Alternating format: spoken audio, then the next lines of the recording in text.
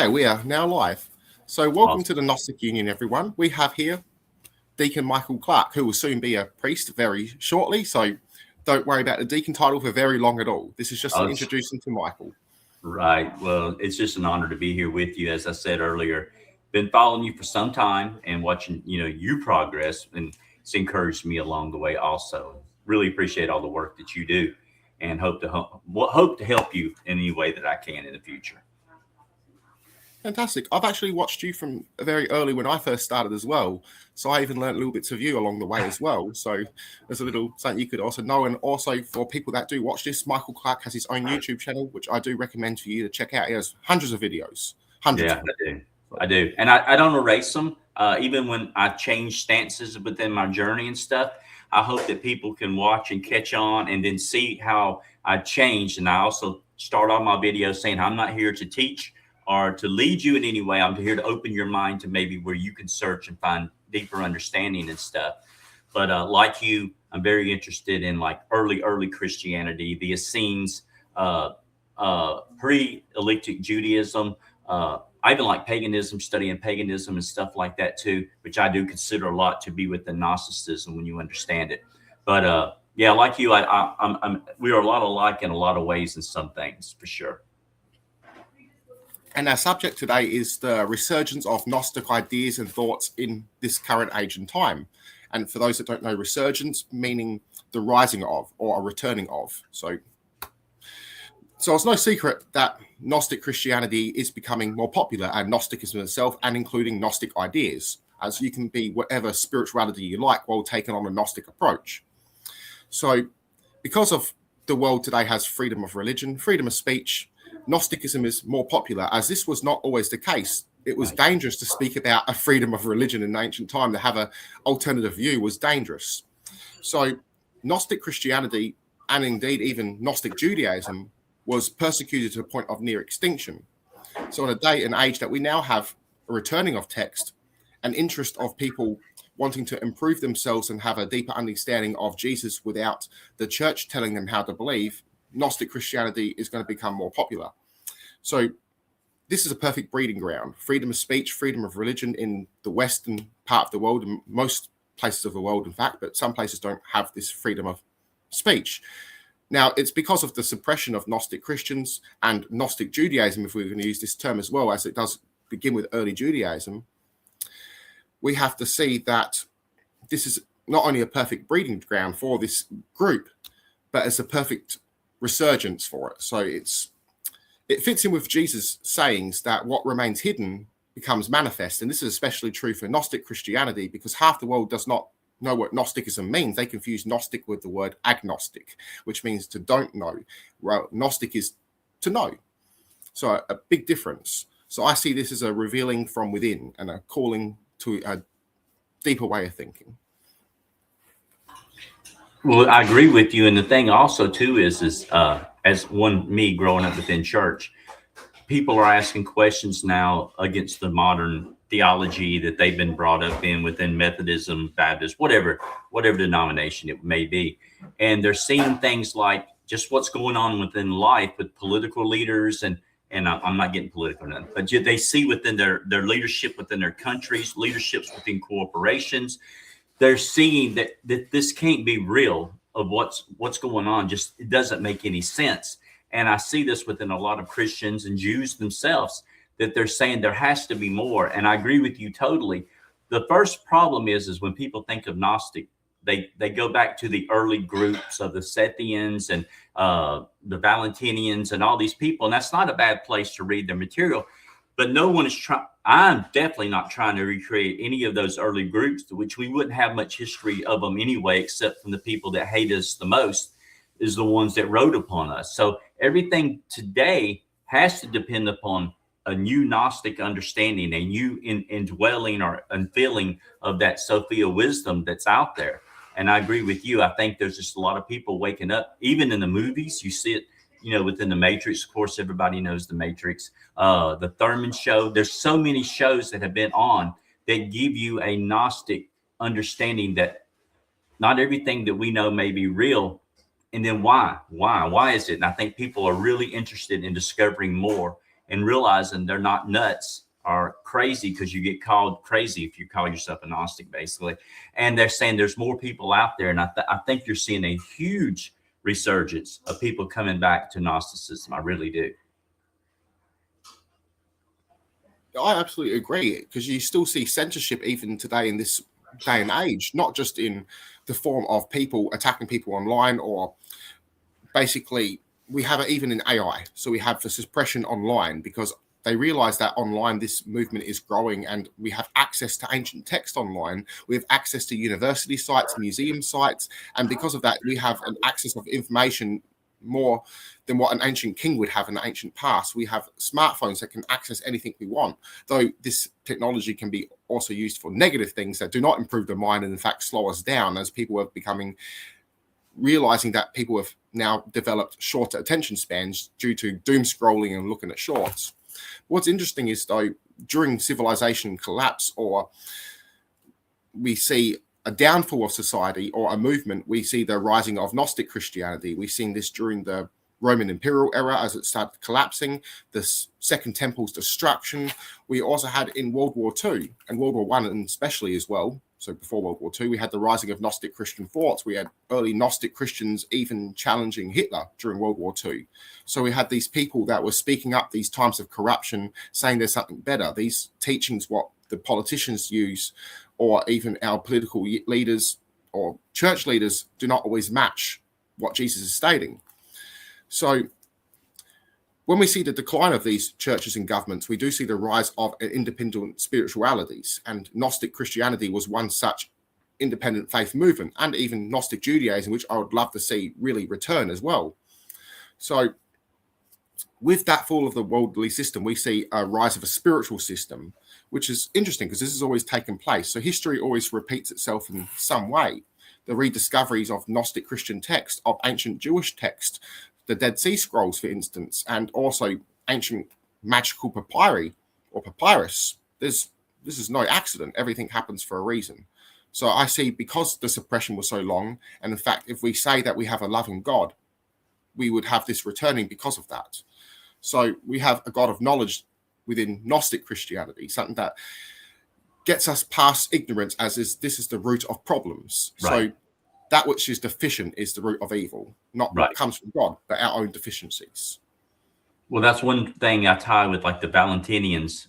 Their doctrine and understanding was they didn't really think that I'll just use Paul's words, the God of this world was evil per se. He was ignorant. He didn't realize that he was just a created being like everything else, and he really thought he was the one and only.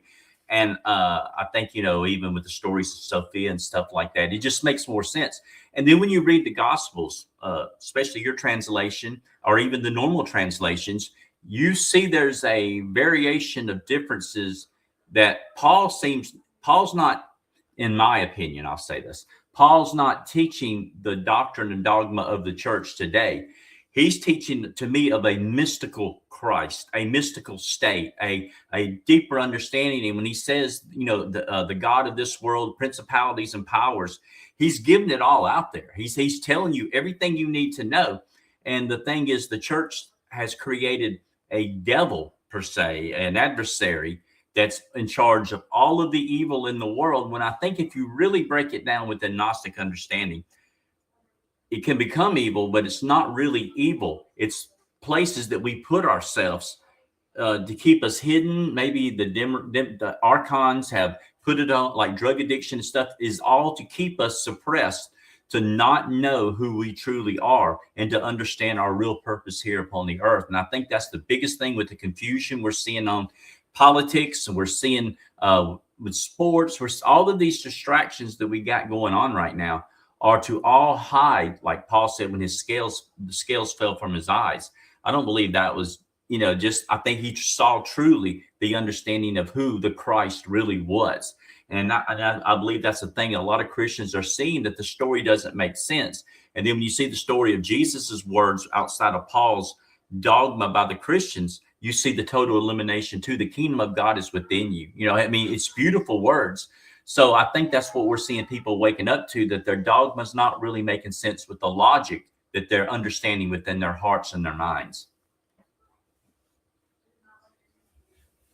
And even with Paul, with mentioning the arrest of Jesus done by powers, so he's not just speaking about these magical powers, he's speaking about earthly powers too. Yes. So this is what people don't understand. So many people don't understand. So the word archon can mean political ruler. It can also mean what influences that political ruler or influences us, but it still means a ruler. Right. Which is interesting. So language is important. Many people have It forgotten. is.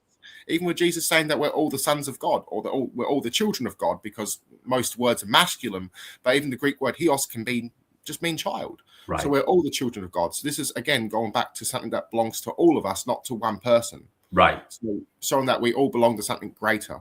Right. Which is something that Gnosticism has to offer. But that can also be dangerous to a lot of political controls. So something that Tao mentions is, do not let your civilization become too wise or intelligent, otherwise you can't rule over them. As we can also be the greatest threat to ourselves. Thus, we need some sort of rules.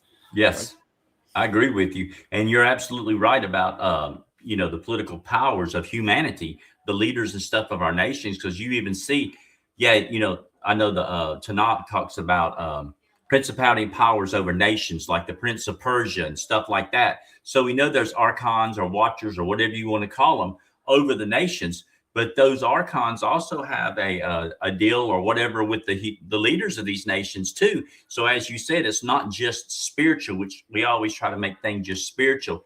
It's physical too. And you're right. When they see people with free thought and wanting gnosis, it scares them, because under the political powers of a dogma, they can control, and they like to create fights like's going on right now, with Israel in the world, and then Christians against Muslims, and Hindus against Sikhs. I see all of this stuff in the world, and all of this is agitation to keep us looking here instead of looking here. We're just looking at everything around us and not trying to seek higher understanding and higher wisdom. And it's working really well. The archons are doing a great job keeping us distraction. And when I say archons, I'm not like most people. They're not all evil. They're not all demonic, trying to, scare you and stuff like that.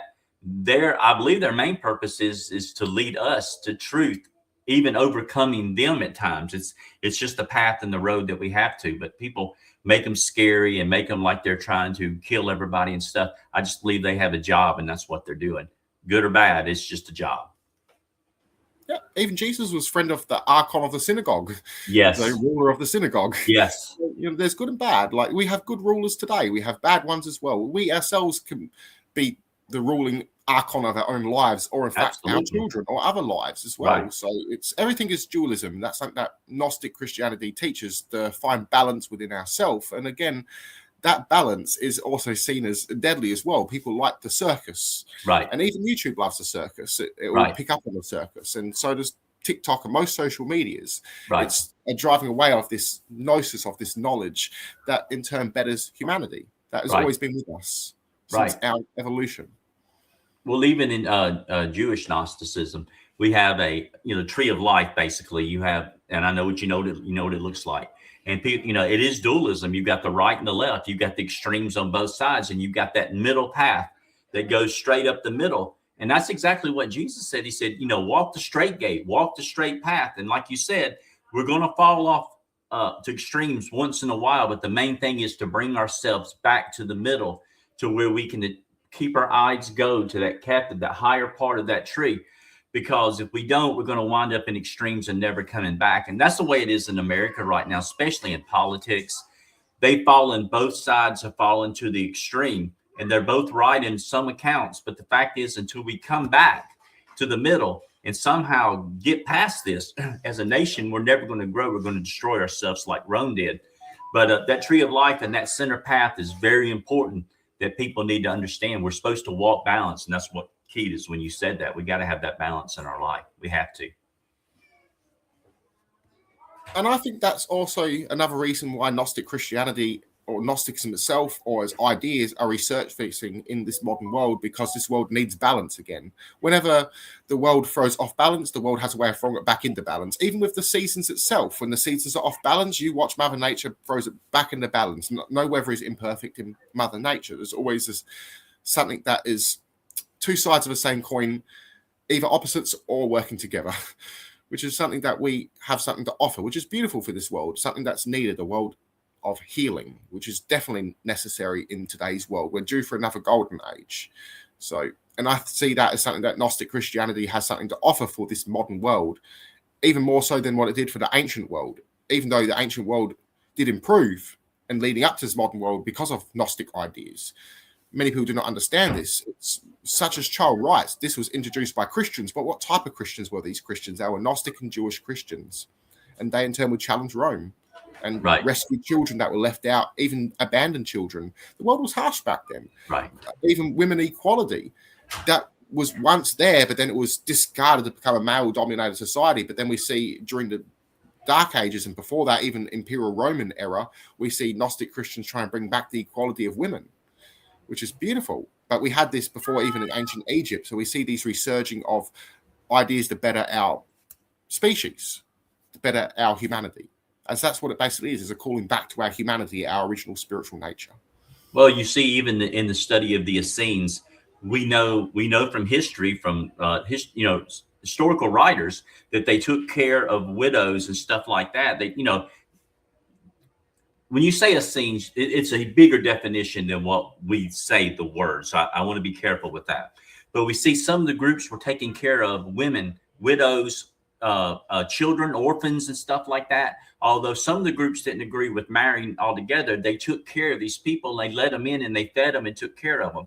And then when you see the early church, the same thing happened. The word Ebionite is the poor ones, and they took care of the community. They came in, they set up, and it kind of like a communist system in a way, not the way modern communism is, but they would come in, take everything in and hand it out fairly, not like the governments. And they would feed each other. And you're right. If it wasn't for the Gnostic, whoever they were, who knows? I mean, look at Sufism within Islam. And I'm not an Islam. I don't know a whole lot about Islam per se, but the beautiful things they did. So, and then within Judaism, you have the Kabbalistic branches that separate themselves from the normative Judaism, not so much completely, but they do within the understanding of spirituality. So yeah, I think Gnosticism has played a great importance, and I think that's why we're being called back today, because of the turmoil within the world today, and we need more people to do that again. Is what we need to do, to be this generous people that's helping people and things like that. Yeah, absolutely. I couldn't agree more.